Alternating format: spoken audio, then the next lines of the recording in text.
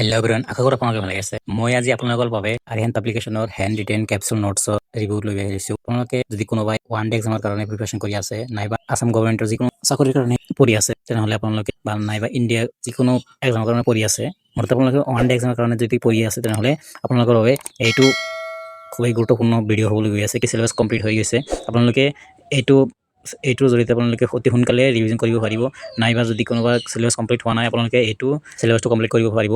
মই অৰ্ডাৰ দিছিলোঁ, আজি আহিলে কিতাপখন, আৰু এটা ছেটত 9টা কিতাপ আছে। এইটো অৰ্ডাৰ কৰি আপোনালোকে ভালদৰে পঢ়িলে অতি সোনকালেই আপোনালোকে এইটো কিতাপ পঢ়িছিল 843 টকা পৰিছিল। যদি আপোনালোকৰ প্ৰত্যেকটোৰে ৰিভিউ লাগে, তেনেহ'লে আপোনালোকে নিশ্চয় কমেণ্ট কৰি জনাব, সহায় কৰা হ'ব। প্ৰত্যেকটো কিতাপৰে পেজ কোৱালিটি ভাল, যদি ভাল নহ'লেও কিন্তু আপোনাৰ হেণ্ড ৰিটেন নোটছখিনি ভাল, কালাৰফুল, আৰু প্ৰত্যেকটো টপিকে অতি সহজকৈ ধুনীয়াকৈ বুজাই দিয়া আছে আৰু স্পষ্টকৈ বুজা গৈ আছে। আপোনালোকে ভালদৰে চাব পাৰিছে, এইটো ভালদৰে বুজা যাব। যদি আপোনালোকে ইয়াৰে কোনোবা এটা লাগে, তেনেহ'লে আপোনালোকে কমেণ্ট কৰি জনাব কোনটো লাগে, মই সেইটো আপোনালোকক দিবলৈ যত্ন কৰিম। ইয়াতে total physics, chemistry, biology, maths, reasoning, computer, economics, history, geography, political, গোটেইকেইটা ছাবজেক্টৰ আছে। মুঠতে ওৱান ডে এক্সামৰ কাৰণে বা গভৰ্ণমেণ্ট এক্সামৰ কাৰণে যিকেইটা চিলেবাছ থাকে, সেই গোটেইখিনি ইয়াতে আছে। মানে 70% কুৱেশ্যন ইয়াৰ পৰা থকাৰ চান্স আছে।